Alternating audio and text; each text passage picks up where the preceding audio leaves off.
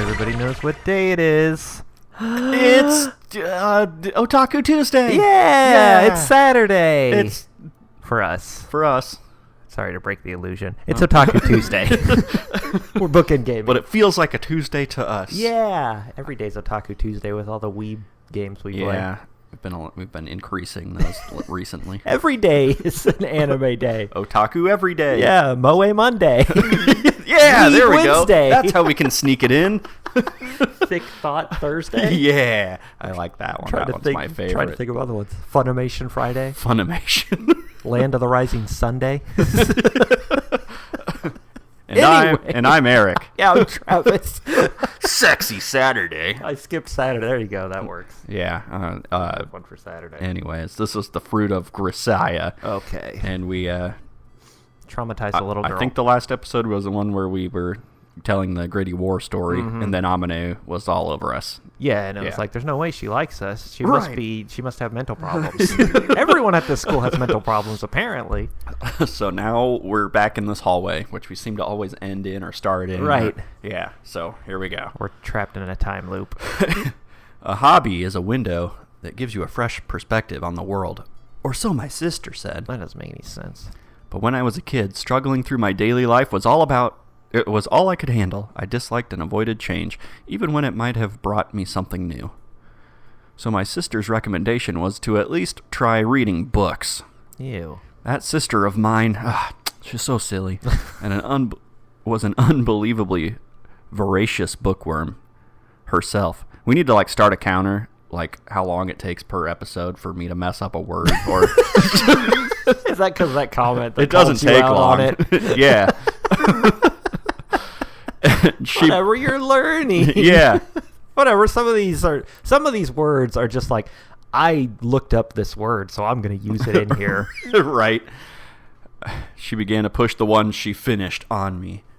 I soon picked up a reading habit, although I didn't find any particular meaning in it at the time. My sister is dead now, Thanks. as are my parents and my master, yet I'm still reading. Did you kill them? Take that. The sister who taught me to read books, the parents who weren't angry at me when I was reading books, and the master who praised me for reading books. I just want you to know, son, that I'm not angry that you're reading books. I'm just disappointed. Maybe he read manga, I don't know. Yeah, whatever. That's literature. Buying me as many as I wanted. I'm grateful to them now since I've found some meaning in the act of reading. I mean, he read all those science books and stuff too, because he mentioned crawfish. I read about that he just in a knows fish book. random things. Yeah. Oh God, Kazumi-kun. That's me. Do you have a moment? Well, I am in the hallway of talking. Yeah, the hallway of monologuing. Yeah, exposition hallway. I turn around in response to Yumiko's greeting and find her carrying a sizable load of paperback and hardcover books. We have so much in common. I brought some books that I've finished reading. Interested? Sure, appreciate it, as always. It's fine. It's convenient for me to have you take them off my hands. As anyone with a long-term reading habit is well aware, books pile up before you know it. That said, it's hard to just throw them away, and selling them to used bookstores feels disrespectful to the author. Why? They already have your money. It's all erotica. I'm done with these. Some of the pages stick together. Midsummer Equestrian. The ideal is to find another avid reader to dump them You on. really like Fabio, don't you? Incidentally, before I came, Sakaki had apparently been pushing the books she finished onto the library. What happened to Fabio? He just kind of disappeared, didn't he? Yeah, I Did don't he know. die? Maybe, probably I don't know. not. He got hit in the face with a seagull. He That's the did. last I heard of him. He was never His career is saved. ruined. His face was damaged. By now, she's established her own private shelf in there, full of pleasure reads. Oh, see, I was right. Yeah. Most likely, she spotted me by coincidence as she was carrying her books there, and figured she could save herself the walk. Heavy, right? Here. All right, Marty. I slide my hands under the books Sakaki is carrying. I got it, don't worry. Hey! Watch it, don't take your hands off yet. The books are going to fall. Oh, no. Your hand seems to be touching mine. Of course it is. That was my plan all along. Don't worry, my hygienic standards are higher than you might expect. We don't need to practice social distancing here. We could have sex and still be 6 feet apart, if you know what I mean. That's not what I... Jeez. You complain too much. All right, I've got a hold on him. You can let go. You're pretty insensitive. Did you know that? That's so. Anyway, I'll gratefully read the books. When I finish one, I'll return it to the Sakaki collection. So if you want to reread any of them, they'll be in the library. Fine. Well then, I'll be leaving. Yeah. Okay. Oh, he touched her hand. Oh my god, you perv! I take a quick look at the titles of the books I'm holding. How to Murder Assholes. Suhei Akai, The Decisive Pudding Battle. What? I don't want to know. Kumabata Takeru, Yesterday's Black Cat. Hirao Atsuko, The Exit of the Desert. Those are all poses in the Karma Sutra. Kama Sutra. Yeah. Seno Takumi, Professor Takeda's Dinner. Ethan Crow, An Insolent Woman. Shinonome Kazuma, You Blew It, Omori. Although... So dumb. You had to know all those. Yeah, of course. Although she reads quite a variety of genres and authors, it seems that Sakaki fundamentally likes whodunits. Of the 6 books she passed me, 4 are mysteries. Come to think of it, I could easily see Sakaki sitting at a detective's desk using her brains for a living. Flipping open one of the books, I speak toward the shadow of a nearby pillar.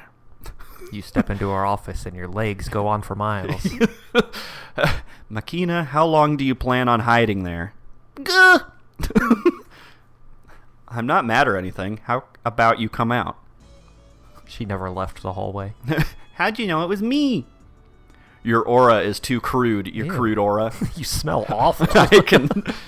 You smell like crawfish. What have you been feeding it? I can sense you even when you're hidden. Oh, she's feeding it crap to turn it blue, apparently. That's news to me. I just said that for the hell of it. You were casting a shadow on the floor. I could tell it was you from the height in that shaggy head. So my stealth was in the crude part? Pretty much. Why are you hiding in the first place? I wasn't really hiding, just keeping quiet till you and Yumi-chan finished talking. I'm spying. You don't get along with Sakaki? Yeah, I'm okay with her, you know, but I don't think Yumi-chan likes me much. Herm! Get that Herm counter out. Ding! On the other hand, I'm pretty sure Sakaki said something like, I think Irisu-san avoids me on purpose. You're in a state of mutual wariness. Well, I suppose that does happen sometimes. I'm in that state with everyone. I have that going on with every woman in America. Just America, though? Maybe, hopefully. Fingers crossed. Sakaki, a guarded person who doesn't reveal her thoughts easily, and Makina, who feels most secure when she's burrowed her way into someone's heart. Their personal comfort zones may be incompatible. Well, it's foolish to expect everyone to get along with everyone else in the entire world.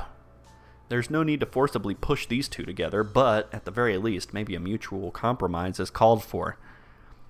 I don't think Sakaki dislikes you, Makina, so try to not hate her yourself.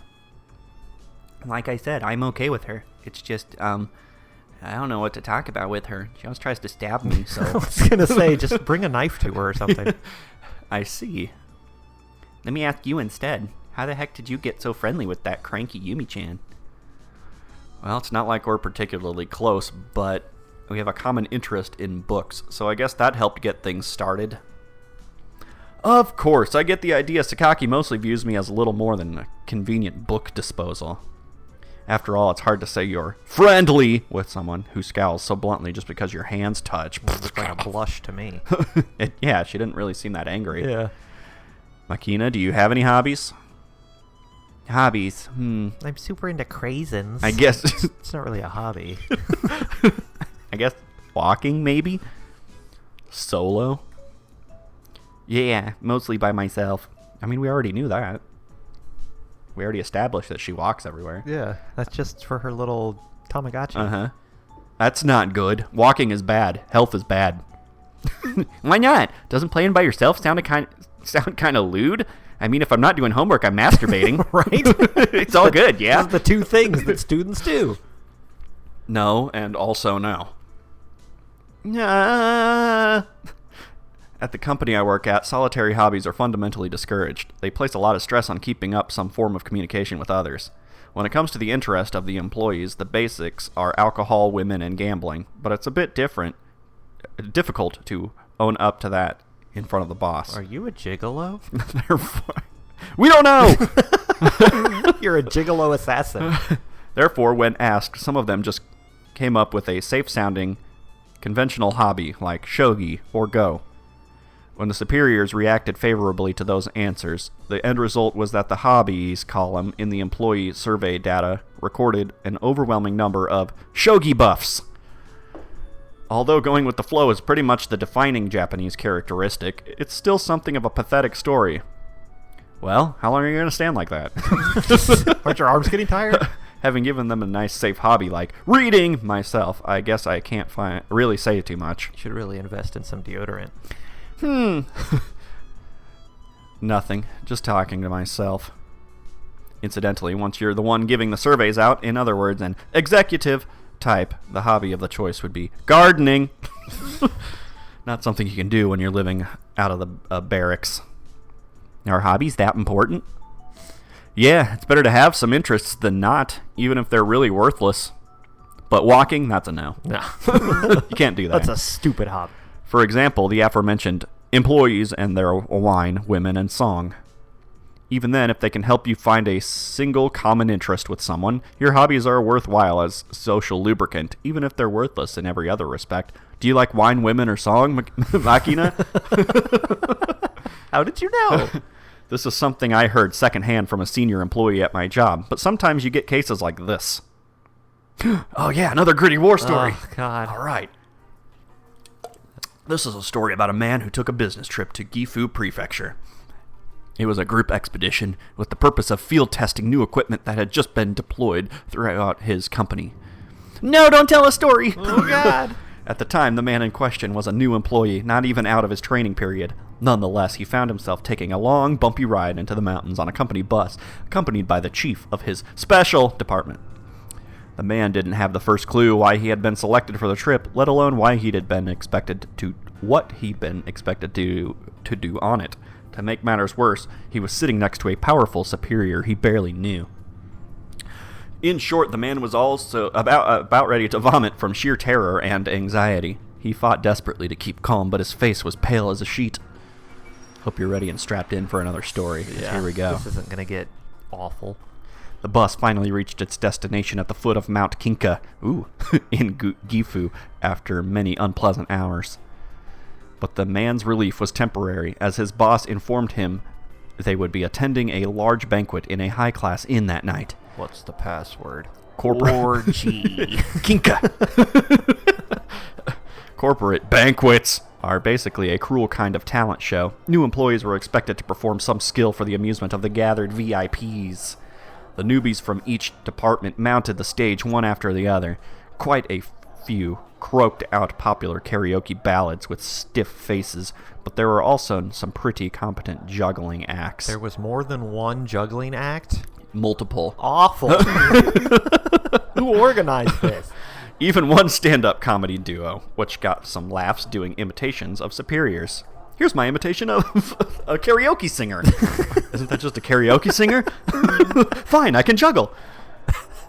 The man watched the other acts with a fluttering heart. His turn was approaching fast, but... Oh, I forgot my juggling balls. He was basically a walking, breathing lump of artistic incompetence.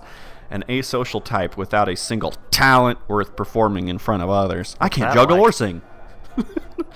Just as he was wondering whether he could escape by pretending a sudden illness, the man was practically kicked out onto the stage by a senior employee. Take it off. For lack of a better thought, he started to sing. But the man didn't know any popular songs. Worst, he couldn't remember any of the standard folk songs or children's music that might have worked in a pinch. I'm a Barbie girl in a Barbie world. I was going to go with Baby Shark. The man went instead with a theme song from a superhero TV show, Lightspeed General Daimakaroff. which he'd loved as a kid. Coco Lightspeed General. Daimakaroff! By this point, he couldn't help but feel a growing sense of despair. This was, of course, the man's first time singing in public, and he didn't have much of a voice. Within moments, he was showered in jeers from the audience. I said take it off. The hell are you singing? What's wrong with you? Oh, just what's with you. Hey, asshole, are you just making that up on the spot? Your show's bad and you should feel bad. That's enough. Get off the stage, you suck. Although he wasn't the type to break down in tears, the man felt a deep urge to dig himself into a hole and crawl into it. Now that's talent! Dug right into the wood. He just starts sweeping and everyone cheers, like SpongeBob. Only sheer stubbornness carried him through to the last humiliating note. When it was over, the man quickly bowed from the stage and raced back to his seat. You're fired. Oh my god, he's fast! On that walk back from the stage, the man had a thought. I wish I'd learned a popular song or two. So if he'd been singing karaoke as a hobby, he wouldn't have gotten embarrassed? That's not true. That's the moral of the story. Yeah. So learn karaoke. If you look at it that way, you're right. But the story isn't over yet. You don't have to learn karaoke. Just get up there and do tequila, and everyone, if they're drunk enough, they'll think it's hilarious. No, you get up there and say, "This is Wonderwall." With the equipment test wrapped up, the man had returned to his new assignment at a branch office in Shizuoka. Someone called out to him as he was dealing with the transfer paperwork. So you were the newbie who sang Daimakaroff at the banquet in Gifu? The man's breath caught in his throat. He'd figured out by now that the main job of his superiors was to flaunt their authority by picking at the smallest mistakes and then rubbing his nose in them. And the manager speaking to him was infamous for his zealous leadership of his underlings. Frankly, the man was about ready to piss his pants. You're going to war. He swallowed and chewed his lip, bitter thoughts running through his mind. What's he going to blame on me? How long will I have to growl? If peeing your pants is cool, consider me Miles Davis. That's the grossest thing I've ever heard. Let's go! But the manager's words took him by surprise. I loved that show when I was a kid. Who played that trumpet? The man... Sorry. Practice for next year's talent. Yeah. The man blinked, dumbfounded by his unexpected development. You from Hiroshima, kid? According to the manager, Daimakaroff reruns were played relentlessly every weekday afternoon on the local station. In other words, practically every child in Hiroshima grew up watching the show. But the man wasn't a Hiroshima native. Where did he come from? Where did he go? In the area he lived in as a child, the Children's Encore Theater program would broadcast old episodes of the show every summer. He just happened to see a few. Even so, the manager must have been really pleased to find a fellow Daimakaroff, stop making me say it, please, fan, as he began to pull a few strings to the man's benefit. One night after work, the man returned to his bed in the company dorm to find that a white plastic bag had been tucked underneath the sheets on his neatly made bed. He didn't remember putting it there himself, and when he asked around, nobody else had any idea where it came from. The bag contained a huge jelly roll and a cup of instant ramen. I can't stick my dick in this. $10,000 in bills. Yeah. 3 bags of cocaine and a gun. All right. You know what to do with this. As a new employee, the man had to eat dinner at a set time of 5 p.m. By 10 p.m., lights out time at the dorm. All of the trainees would be starving. This supplemental meal of cocaine was therefore a very considerate present. The man had an idea who was responsible, most likely his Daimakaroff buddy at the top of the only one who could have pulled it off. On top of the early dinner time, learning the ropes as a trainee is particularly tiring. His Daimakaroff buddy had probably figured he'd have a hard time getting his young body to fall asleep on an empty stomach. That was on the note. Your young, supple body might have trouble laying down. This will help. Oh, God. So here's some melatonin. Think of me when you stick it in your mouth.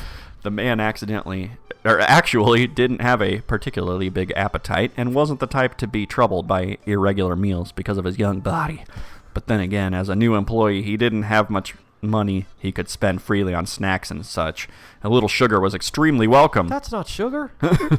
If I get caught, they'll get punished too. It's hot. So the man split the smuggled food with the other trainees in his room, and they all devoured their shares greedily. As the presents from his Daimakaroff buddy, at the time they were known as Daimakaroff Supply Drop, continued, that talentless, quiet, and hobbyless triple threat contender for the asocial crown suddenly found himself getting along with the group in the dorm, all thanks to the Daimakaroff connection. And 3 months later, when the man's training period came to end, it was once again his Daimakaroff buddy whose recommendation got him assigned to the Chiba branch office he'd hoped for. The end. Did you like that story? Yeah, he tells the weirdest stories to this girl. He's talking about, like, oh, have any interest and it'll be fine. He wasn't really interested in the show. It's like, I watched it when I was a kid, and that's the one song that popped into my head. Right. In other words, when it comes to hobbies and interests, anything is fine. To sum it up, TLDR. So walking, then. Right.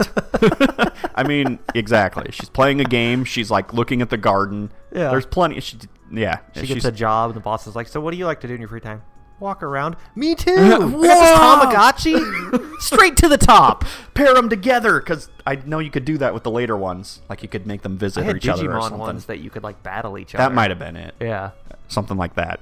Finding friends you can talk about some common interest with is a really valuable thing. Sometimes something that small can be the trigger for gaining a huge leg up in life. That's the moral of the story. So do you live in this hallway, or? Oh, I don't really get it, but Daimakaroff sounds kind of like a Daimakaroon. Oh, I might be saying it wrong there. Does it? I'm hungry. I thought this was a pretty meaningful story. I guess it didn't quite get across. We can't be friends. God, you're such an idiot. Basically, you're saying I should try stuff out and expand my interests instead of playing dolls and wandering around by myself all the time. Well, more or less. When you're young, you should mess around with all sorts of things. Whoa. Yeah. Just try to find something that grabs you, even if it's stupid crap. Who's that guy sitting there? Oh, that's Chris Hansen. It's me. I'm stupid crap. How about you, Oni-chan? Anything got a hold on you right now? After all that spacing out, that's a pretty sharp question. I glance down towards the pile of borrowed books I'm holding in my hands. I suppose right now I don't have anything other than reading that qualifies. I want a jelly roll! Oh, okay. You aren't really listening to a word I say, are you? Well, not to say that you need to. I'm not interesting. But the word jelly roll in the story just now got me jonesing something fierce. Oh, and the macaroon man, too. Go get Amane to make something. I don't have time for your shit. An excellent suggestion, Oni-chan. Come to Amane's room later, okay? Let's have snacks together.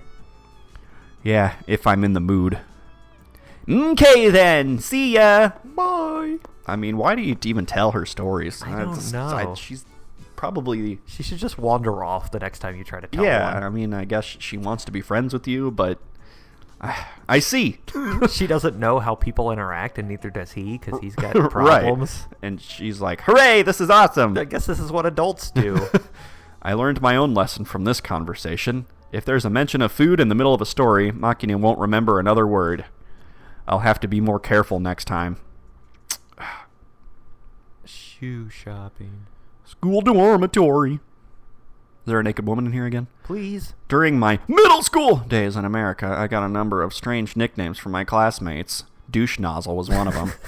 Mainly because none of them could be bothered to remember a Japanese name. On the predictable side, there was Jap and Shorty. Wow, okay. My family name, Kazumi, got abbreviated to KZ They as lovingly well. called me Slant Eyes. I think. However, among my numerous names, the only one that stuck through basic training was Gar, short for garbage eater. Shouldn't have ate all that garbage in front of them.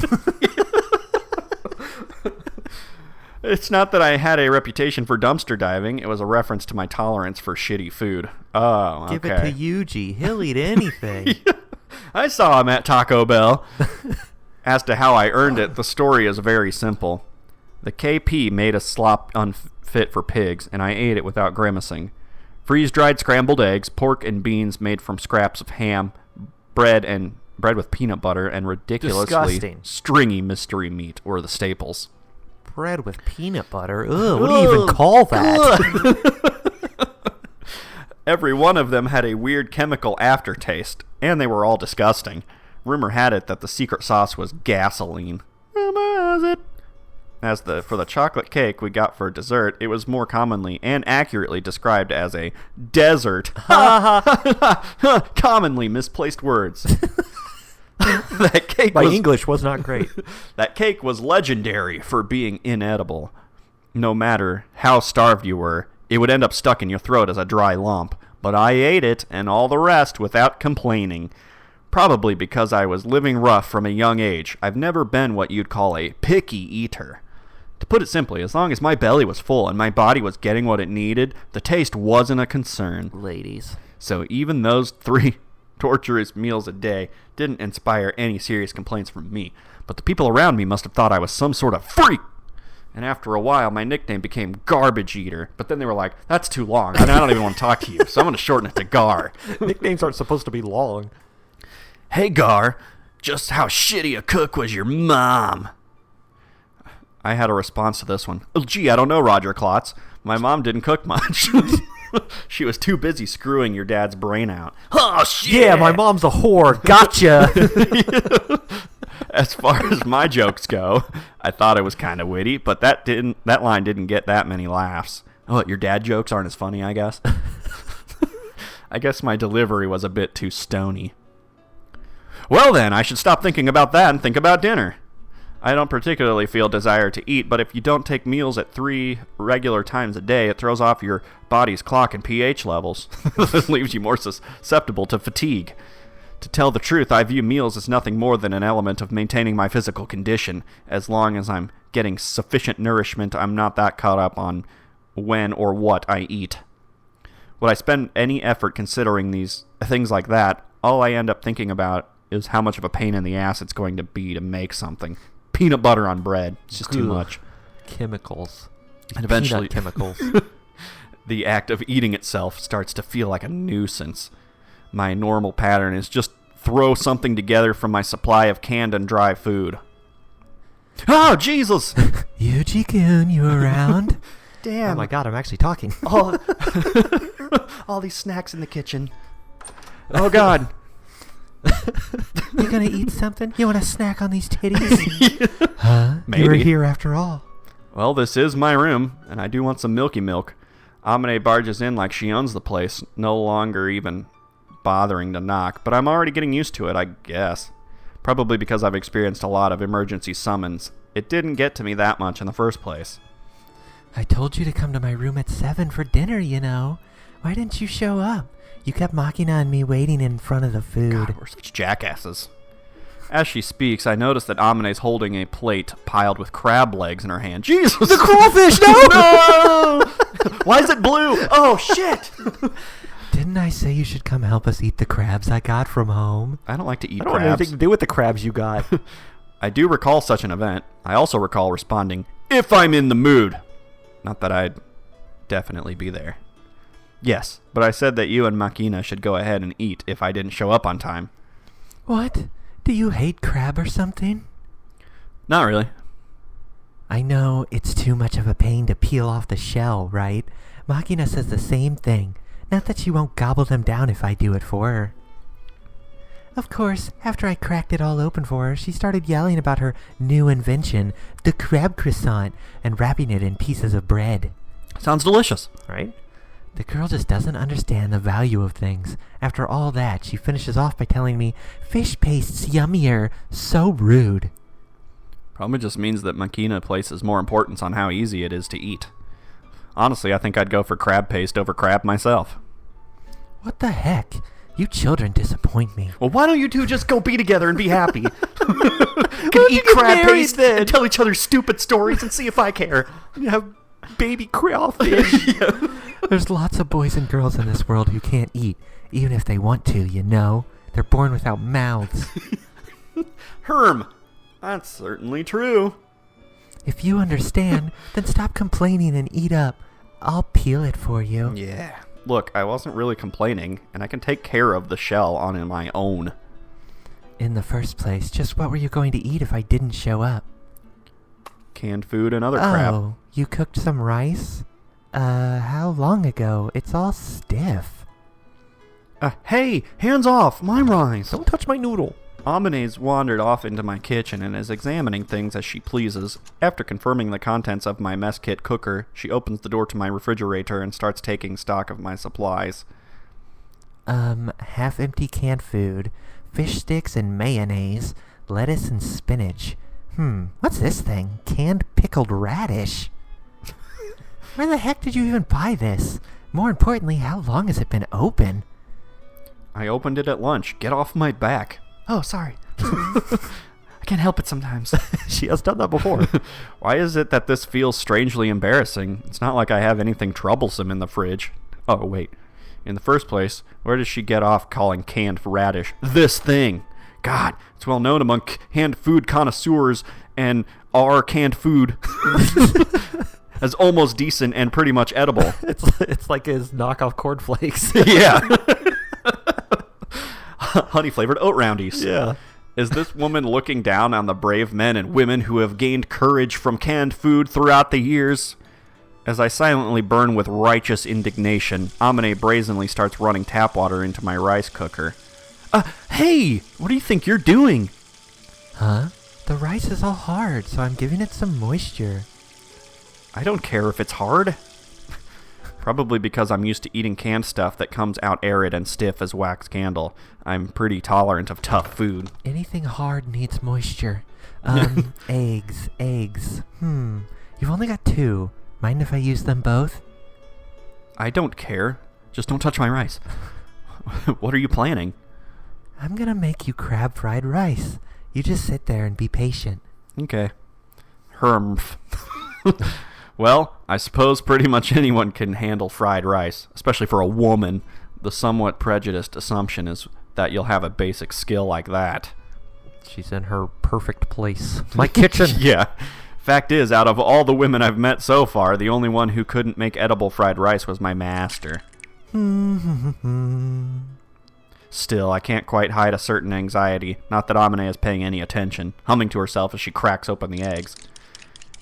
After shaking salt and pepper onto the eggs, she That didn't sound like salt and pepper. mixes in the lightly rinsed rice. Then adds bits of crab meat, only about half of what she brought. I don't even know what she's going to do with the other half. And finally, chopped radish. She heats a frying pan coated with mayonnaise rather than oil. Adds the lettuce and spinach she plundered from my fridge, and throws in the rice mixture according to her own timing. Sticking the back of her ladle into the mix, she vigorously clatters it around the frying pan, messily stir-frying the food. When Amane decides it's done, she uses the bowl as a mold to form the fried rice into a perfect hemisphere, then tosses it onto the plate.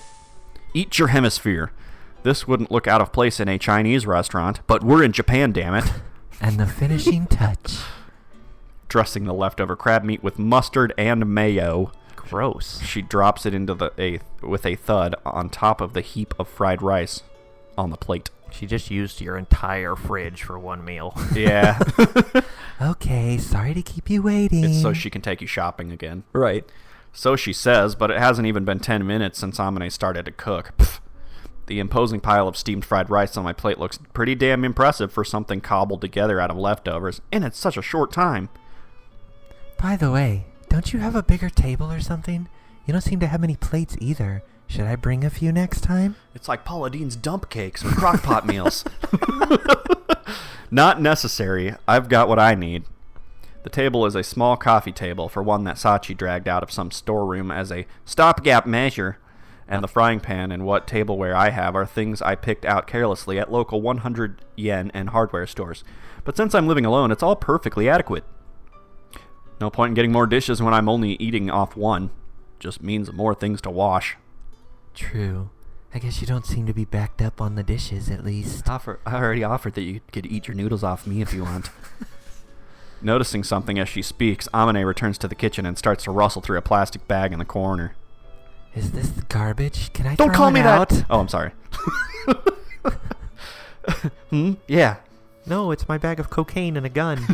The story was about me! It is garbage. I was going to eat it. I've been throwing my empty oolong tea bottles in that bag, and before I knew it, I had something of a pile, but I was uncertain about the timing to throw them out. Tomorrow's recycling day, so I'll take it out with mine. With well-practiced movements, she peels off the labels, removes the caps, and skillfully cuts off their plastic rings with the tip of a kitchen knife. Finally, she lightly rinses the bottles themselves with tap water. Seems like a lot of work. Judging from the smooth motion of her hands, she's repeated this often enough to gain the mastery of an assembly line worker. Clearly, she's something of an eco-friendly woman. Okay, I'm going back to my room. When you're done, make sure to soak the plate in the sink, okay? I'll come wash it later. No. Go away. I can take care of that much myself. Sorry for the hassle. Not a problem. I need to show off my talents in this department, or you'll get the idea that I'm just a horny big sister role player. I mean, all right with that. That's right, I'm a horny big sister role player that can cook.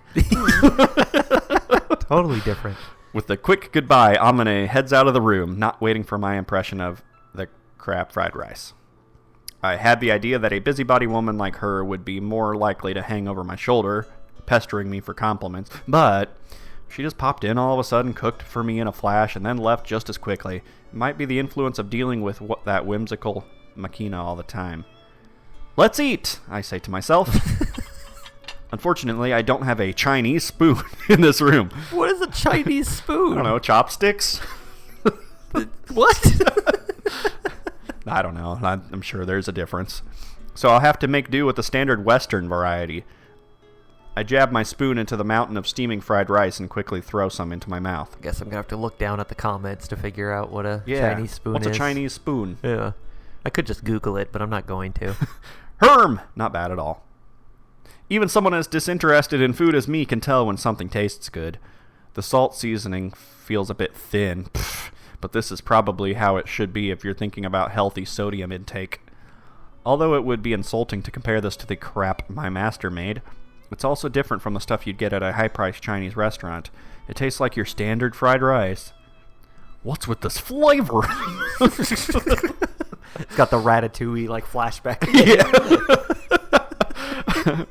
When I was living alone with my mother as a child, I remember eating fried rice that tasted like this. Oh my god, it is the Ratatouille flashback.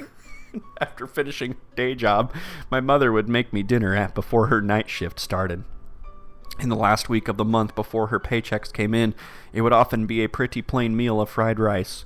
When all she could put on the table was fried rice with a bit of pink fish paste added, she would apologize as I ate. "I'm sorry, this is all we got." Unlike the fried rice Amane just made, there was never anything extravagant like crab thrown in, and Amane's cooking skills seemed to be better as well. So why is it that they taste similar? Is she my mom? Where's this slight melancholy coming from? She doesn't have a mom fetish. Right, it's just a sister fetish. Yeah, it's different. Well, it doesn't matter as long as it's good. Nom, nom. When I was a kid, anything I ate tasted good. Even that peanut butter bread. That part of me hasn't changed too much. Oh, we're back in the lobby. All right. Is it Are we gonna Sachi hit time? Oh, please. It's very dangerous to jump to conclusions about someone.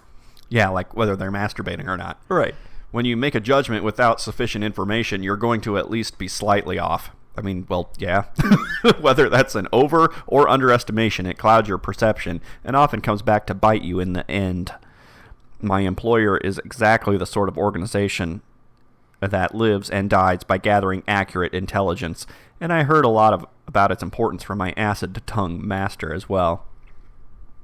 Therefore, I made a conscious effort not to label others prematurely. Oh, we haven't had much time with her either. Gulp, gulp, gulp. What are you doing in here? Masturbating. It's shower. Show shower. That said, every time this Matsushima Michiru girl enters my field of vision, I find myself dying to stick exactly such a mental label on her. Yo, Michiru! Yo. Yuji! I've been standing in front of you for a while now. Why are you acting like you just noticed? 'Cause I just noticed! Give me a break here. I was concentrating. You didn't even register. I didn't even see you. It was poor visibility conditions. Got it? I had the sun in my eye. Yeah, it was foggy in here. I see, understood. But that utter lack of awareness might cost you your life someday. Please make sure to look both ways for cars before you cross the road. Shut up, stupid. I offered an appropriate warning given your actions. Whoa, calm down. I just want you to be safe when you cross the road. Why the verbal abuse? Shut up, shut up, shut up. Go away, you jerk. Jeez. Michiru vigorously throws the empty paper carton she was holding at me. Flying into a fit of rage just because someone tells you something you don't want to hear isn't a good habit. I hope you go sour. Go sour right now, jerk. Oh, okay.